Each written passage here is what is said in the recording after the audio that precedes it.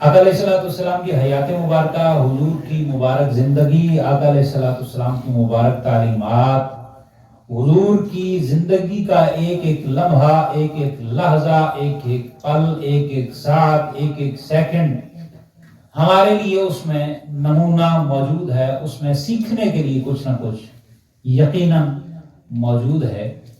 سیکھنا وہ کام ہے جو حضور کی حدیث مبارکہ ہے، جو اطلب العلم من المہد الی اللحد، کہ علم حاصل کرو پنگوڑے سے لے کر قبر کی جو کوٹھڑی ہے اس تک، یعنی ساری زندگی کچھ نہ کچھ سیکھنا، یہ حضور کی تعلیمات کا ایک حصہ ہے۔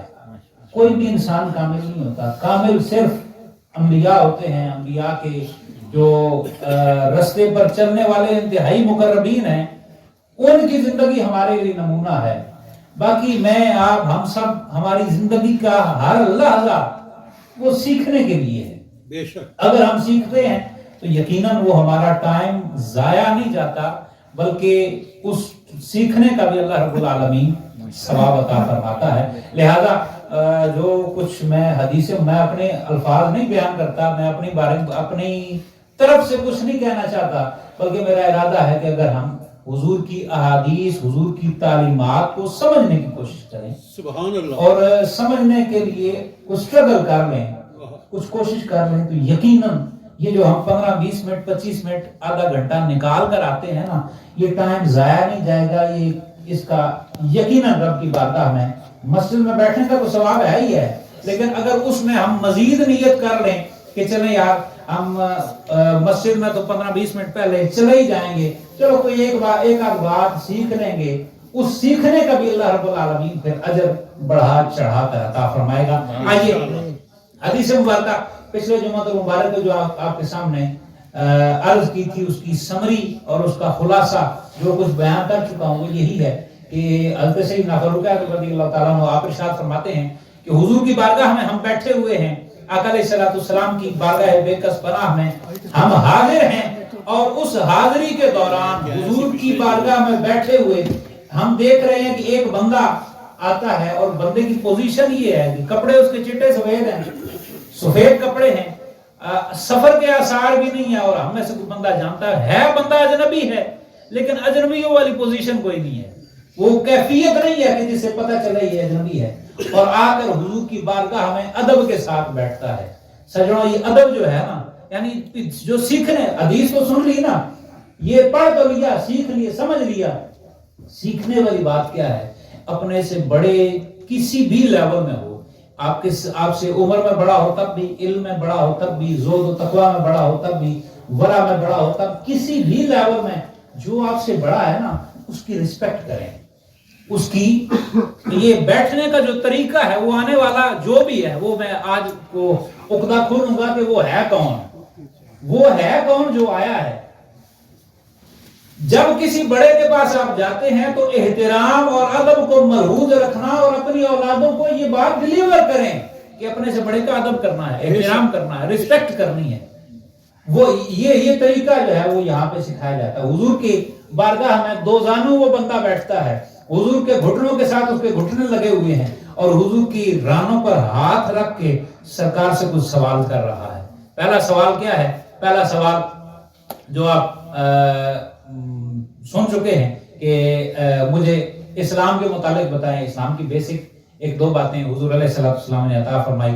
دوسری بات کہ مجھے ایمان کے متعلق بتائیں، ایمان کے متعلق پھر سرکار عالم علیہ السلام نے ارشاد فرمایا کہ ایمان یہ ہے کہ تو اللہ پر، اللہ کے فرشتوں پر، اللہ کی کتابوں پر، اللہ کے رسولوں پر، یوم آخرت پر اور قدر پر، تقدیر پر ایمان لے کر آئے۔ یہ چیز ایمان کہلاتی ہے۔ یہ سمری تھی لاسٹ جمعہ مبارک کی۔ آئیے حدیث مبارکہ کو آگے پڑھنے، سننے، سمجھنے کی کوشش کرتے ہیں۔ اگلی بات، وہ بندہ جو سوال کر رہا ہے، وہ سوال کیا کر رہا ہے؟ وہ سوال کرتا ہے قال فاخبرنی عن الاحسان۔ اسلام کا پوچھ لیا، ایمان کا پوچھ لیا، تیسرا سوال کہ مجھے احسان کے متعلق بتائیں، احسان کیا ہے؟ اب احسان کی ڈیفینیشن اس ٹائم آپ سنیں گے پھر ہم اپنے اندر سوچیں گے کہ یار ہم کتنا کچھ کر رہے ہیں۔ یہ بات یاد رکھیں، اسلام صرف 4-5 عبادات کا مجموعہ نہیں ہے۔ ہم مسلمان ہیں نا، ہم سب مسلمان ہیں، لیکن مسلمان ہونے کا کیا مطلب ہے 5 وقت نماز پڑھ لی تو بہت بڑا احسان ہم نے کر لیا؟ نہیں، یہ صرف نماز پڑھنا، زکات دینا، روزہ رکھنا، حج کرنا، یہ تو فرائض ہیں، نہیں کریں گے تو پوچھ ہوگی۔ اس کے علاوہ بھی اسلام بہت وسیع مذہب ہے، بہت کچھ اس کے اندر موجود ہے۔ المیہ یہ ہے کہ ہم اس طرف جاتے ہی نہیں ہیں، ہم سیکھنے کی کوشش اسٹرگل ہی نہیں کرتے۔ اسلام میں مزید کیا ہے؟ اب احسان جو ہے، احسان اسلام کا ایک مین حصہ ہے، حضور کی تعلیمات کا ایک مین حصہ ہے جسے احسان کہا جاتا ہے۔ ابھی ڈیٹیل سن لیں، پھر اس کے بعد ہم دیکھتے ہیں کہ ہمارے معاملات میں احسان کا تعلق کہاں کہاں پر ہے۔ قال ان تعبد الله كأنك تراه فإن لم تكن تراه فإنه يراك۔ احسان حضور سے پوچھا گیا یا رسول اللہ احسان ہے کیا؟ حضور نے ڈیفینیشن بتائی ایک جملے میں، لیکن اس ایک جملے کو اگر آپ اپنی زندگی میں لازم قرار دیں تو پھر دیکھیں ہماری زندگی میں سکون کتنا آ جاتا ہے۔ ہماری زندگی میں بھی سکون آ جائے گا اور ہماری وجہ سے دوسروں کی زندگی میں بھی سکون آ جائے گا۔ وہ کیسے اپنے ماحول کو سارے آپ مجھ سے بہتر جانتے ہیں۔ حضور ارشاد فرماتے ہیں ان تعبد اللہ، احسان یہ ہے کہ تو اللہ کی عبادت کرے، کأنک تراہ، ایسے انداز میں عبادت کرے جیسے کہ گویا کہ تو اسے دیکھ رہا ہے۔ سبحان اللہ۔ کأنک، اس کا مین اپنی جو لینگویج ہے اردو، اس میں ہم ترجمہ کرتے گویا کہ تو اللہ کی عبادت کرے گویا کہ تو اسے دیکھ رہا ہے۔ فَإِن لَمْ تَكُنْ تَرَاهُ فَإِنَّهُ يَرَاكَ، اگر تو اسے دیکھ نہیں رہا، یہ بات یقین رکھ کہ وہ تجھے دیکھ رہا ہے۔ ایک جملہ ہے احسان۔ احسان کیا ہے؟ کہ اللہ کی عبادت کی جائے۔ عبادت صرف نماز کا نام نہیں ہے، یاد رکھیں، عبادت صرف نماز نہیں ہے، صرف روزہ نہیں ہے، یہ عبادت ہے، یہ فرائض میں سے ہے، لیکن اس کے علاوہ بھی جتنے کام آپ نیک اعمال کرتے ہیں سارے عبادت میں شامل ہیں۔ کسی کی مدد کریں گے وہ بھی نیک عمل ہے، کسی کے ساتھ بھلائی کریں گے یہ بھی نیک عمل ہے۔ ایون کے حضور کے حدیث مبارکہ اللہ رب العالمین نے میرے امتیوں کے لیے یہ انعام بھی رکھا ہے، اگر راستے میں چلتے ہوئے تم کانٹا یا کوئی تکلیف دہ چیز اٹھا کر سائیڈ پر کر دیتے ہو، حضور فرماتے ہیں میں قیامت والے دن اس کا بھی رب کی بارگاہ سے تمہیں اجر لے کر دوں گا۔ یہ چھوٹا سا کام، کانٹا، یہاں تم چلیں، کانٹا تو نہیں ملتا لیکن باقی چیزیں آپ کو اویلیبل ہوتی ہیں، کئی چیزیں اویلیبل ہوتی ہیں جو رستے میں چلنے والوں کو نقصان دیتی ہیں، زیادہ نہیں، پاؤں کی ٹھوکر سے ہی آپ اگر سائیڈ پر کر دیتے ہیں نا، حضور فرماتے ہیں میں قیامت والے دن تمہیں اس کا بھی اجر لے کر دوں گا۔ تم نے انسانیت کی بھلائی کے لیے کیا ہے، تم نے انسانوں کی بھلائی کے لیے کیا ہے۔ اللہ اکبر۔ جو بھی نیک عمل ہے، جو بھی نیک کام ہے، جو بھی کام اچھا ہے، وہ بطور عبادت ہے اور عبادت اللہ کی ہے۔ حضور فرماتے ہیں عبادت اس انداز میں کرو گویا کہ تم اسے دیکھ رہے ہو، اگر تم اسے نہیں دیکھ رہے اس بات کا یقین رکھو کہ وہ تمہیں دیکھ رہا ہے۔ کیا خیال ہے؟ ہمارے بہت سارے معاملات ایسے ہیں یا نہیں کہ اگر ہم اس چیز پر غور کر لیں، اس چیز کو مان لیں، سمجھ لیں، دل میں یقین پختہ کر لیں، بہت سارے معاملات میں سکون آ جاتا ہے یا نہیں آتا؟ بہت سارے معاملات جس میں ہم یہ سوچتے ہی ہیں چلو یار دیکھی جائے گی، سجنوں دیکھی نہیں جائے گی، اور کوئی دیکھے یا نہ دیکھے احکم الحاکمین ہر وقت دیکھ رہا ہے، اور کوئی دیکھے یا نہ دیکھے رب تعالی ہر وقت دیکھ رہا ہے۔ حضور فرماتے ہیں جو بھی کام کر رہے ہو نا اس کام میں یقین رکھو اللہ رب العالمین تمہیں لازماً دیکھ رہا ہے۔ عبادت کے حوالے سے مثال کے طور پر نماز میں ہم کھڑے ہیں، اکثر لوگ سوال کرتے ہیں کہ نماز میں ہمیں سوال کیا کرتے ہیں، نماز سے دور ہوتے ہیں تو پوچھو یار نماز جی نماز کی پڑھنی، نماز کسی کھڑوتے ہونے خیال ساڑھا فلانی جگہ تے ہوتا ہے، اس کی وجہ کیا ہے؟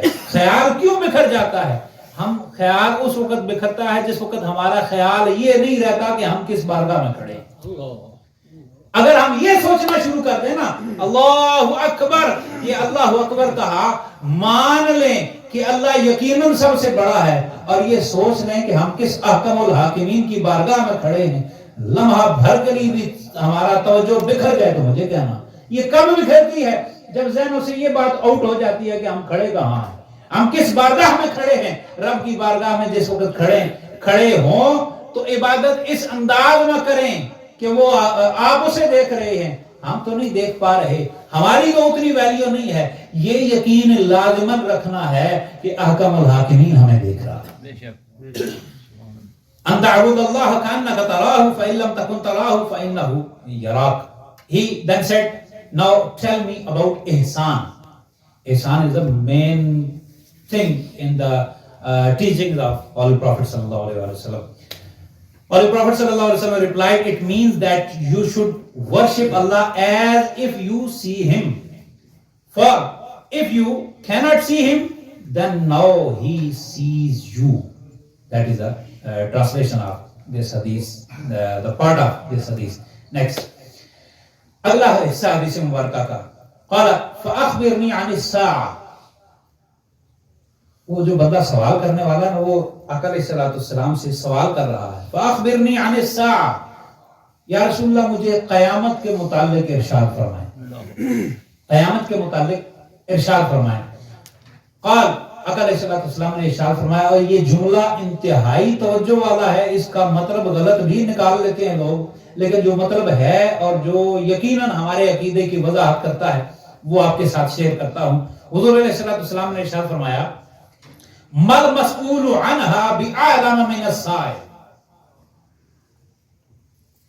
آقا علیہ السلام ارشاد, مثال کے طور ایک ایگزامپل دے کے بات کو میں کلیئر کرتا ہوں. کوئی بات ایسی ہو نا, مثال کے طور سائل صاحب بیٹھے ہیں, کوئی بات دو چار بندوں کے درمیان کریں اور میرا ارادہ یہ ہو کہ یہ بات فی الحال چھپی رہے گی, میں انہیں کہوں گا جی تو ہمیں پتہ ہے میں کی کرنا ہے, بس جسٹ اتنا کہہ کہ تو ہمیں پتہ ہے یا ہمیں پتہ ہے چھوڑ دو فی الحال.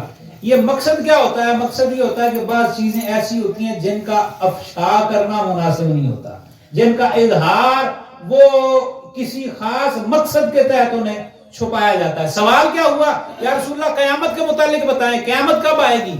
حضور علیہ السلام ارشاد فرماتے ہیں, مل مسئول عنہا بأعلم من السائل. آقا علیہ السلام ارشاد فرماتے ہیں, یہ جو سوال تو نے کیا ہے نا, اس سوال کے متعلق جو خاص علم تجھے ہے نا وہی مجھے بھی ہے.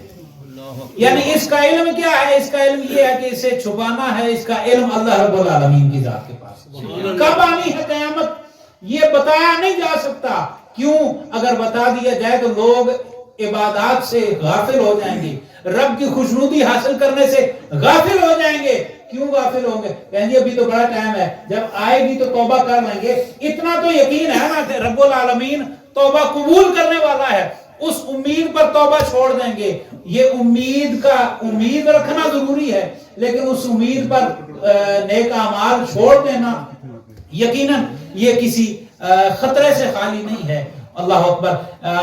عمر کے ہر حصے میں امید کو بھی غالب رکھنا چاہیے اور رب کے خوف کو بھی غالب رکھنا چاہیے. کیوں کہ رب کائنات اگر عدل کرنے پر آ جائے تو پھر میاں صاحب عارف کھڑی آپ نے ارشاد فرمایا تھا کہ عدل کریں تو تھر تھر کمن اونچیاں شانہ والے, فضل کریں تو بخشے جاؤں میں ورگے منہ کالے. یہ اگر عدل کرے تو یقیناً وہاں پہ کام اوکھا ہے, لیکن رب سے رب کا فضل مانگنا چاہیے, رب کے فضل کی امید رکھنی چاہیے.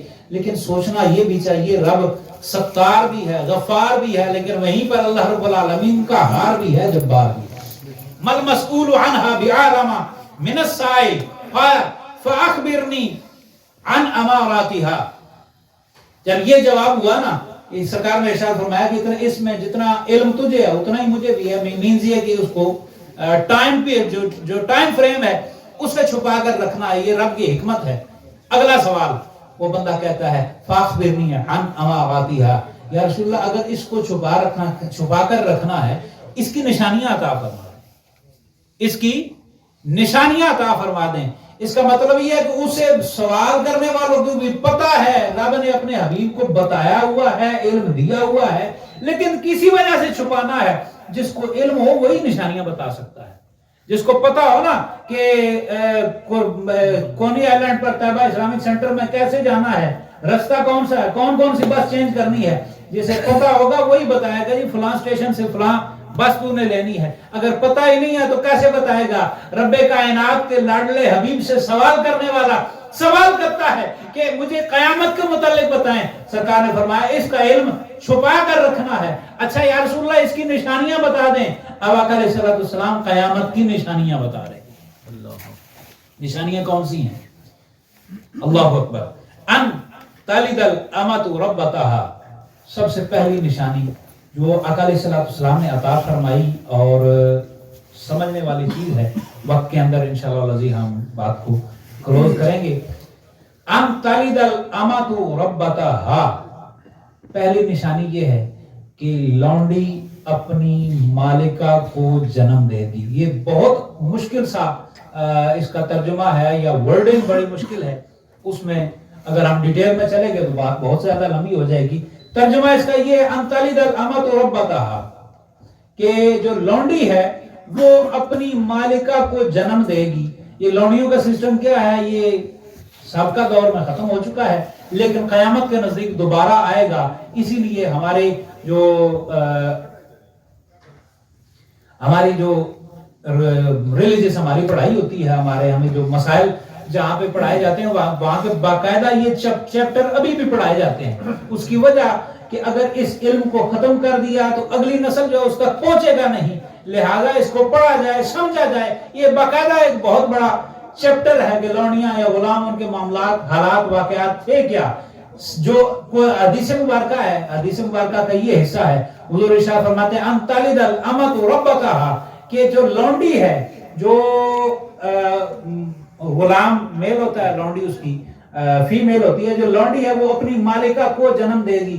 इसमें मुफस्सिरीन मुहद्दिसीन इरशाद फरमाते हैं मतलब क्या है कि जो नाफरमानी है वो आम हो जाएगी। आम अल्फाज में आपके सामने इसका तर्जुमा पेश कर रहा हूं कि जो नाफरमानी है, औलाद की नाफरमानी, वो आम हो जाएगी। अगर अपने माहौल में देखें तो सजनों आज किस लेवल पर नाफरमानी मौजूद है, यकीनन आप अहबाब बेहतर जानते हैं। आज जरूरत इस चीज की है, औलाद को सिर्फ आपने पैसा नहीं देना, सिर्फ माल नहीं देना, सिर्फ गाड़ियां नहीं देनी, सिर्फ एजुकेशन जाहिरी नहीं देनी, बल्कि उनकी तरबियत भी करनी है। अगर तरबियत करोगे तो उसने एहतराम करना है, उसने नाफरमानी नहीं करनी। अगर तरबियत सही ना हुई, तरबियत में कहीं कमी रह गई, तो फिर औलाद बुढ़ापे में जो हशर करती है, मेरा ख्याल है आपसे ढका छुपा नहीं है। हुजूर इरशाद फरमाते हैं ये कयामत की निशानियों में से है। जो छोटे हैं वो बड़ों की नाफरमानी करना शुरू हो जाएंगे, औलाद माँ बाप की नाफरमानी करना शुरू होगी, शागिर्द उस्तादों की नाफरमानी। अल्लाह अकबर। जहां तक बात जा सकती है आप समझ सकते हैं। दूसरी निशानी वअन तरल हुफातल उरातल आलता रिआ अश्शाई यततावलून फिल बुनियान। दूसरी निशानी जो आका अलैहिस्सलाम ने इरशाद फरमाई, और ये भी निशानी इस वक्त बहुत हद तक पूरी हो चुकी है, बहुत हद तक पूरी हो चुकी है। निशानी क्या है? अंतरल हुफातल उरातल आलता। हुजूर अलैहिस्सलाम ने इरशाद फरमाते हैं दूसरी निशानी ये है कि तू देखेगा कि वो जो के बज़ाहिर नंग धड़ंग थे, उनके पास खाने पीने को कुछ नहीं था, उनके पाँव में जूतियां नहीं हुआ करती थी, उनके पास कुछ भी नहीं था, वो चरवाहे थे। चरवाहे होने के बाद तू देखेगा कि वो बड़ी बड़ी इमारत बनाने में एक दूसरे के साथ कंपटीशन कर रहे हैं, एक दूसरे के साथ मुकाबला कर रहे हैं, मवाजना कर रहे हैं, एक दूसरे से आगे बढ़ने की कोशिश कर रहे हैं।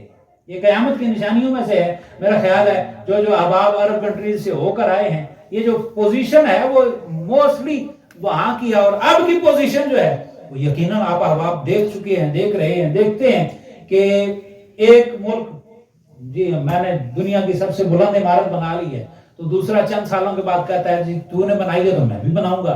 यानी इनकी पोजीशन वो थी। हमारे बुजुर्ग कितने ऐसे जो 60-70 साल के एज के हैं और इब्तदाई दौर में वो हज या उम्रे के लिए या वैसे अरब कंट्रीज का सफर कर चुके हैं, वो उन्होंने देखा है कि इनकी हालत उस वक्त क्या थी और अब क्या है। ये कयामत की निशानियों में से एक निशानी है कि जिनके पास था ही कुछ नहीं, जो समझे के पांव से नंगे फिरा करते थे, जिनके पास कुछ भी नहीं था, वो बुलंद तरीन इमारतों में एक दूसरे के साथ कंपटीशन कर रहे हैं, एक दूसरे के साथ मुकाबला मवाजना कर रहे हैं। اللہ اکبر. آقا علیہ السلام نے ارشاد فرمایا یہ پوزیشن ہوگی یہ جب چیزیں آ جائیں بہت سے. اس کے علاوہ یعنی چونکہ اس حدیث میں یہ چند ایک نشانیاں آقا علیہ السلام نے عطا فرمائی ہیں, دیگر احادیث کو ملایا جائے تو قیامت کی ایک ایک نشانی رب کائنات کے لاڈلے حبیب نے ہمیں اس انداز میں عطا فرمائی ہے گویا کہ حضور اپنی ظاہری آنکھوں سے دیکھ رہے ہیں کہ قیامت کب آ رہی ہے. اللہ اکبر.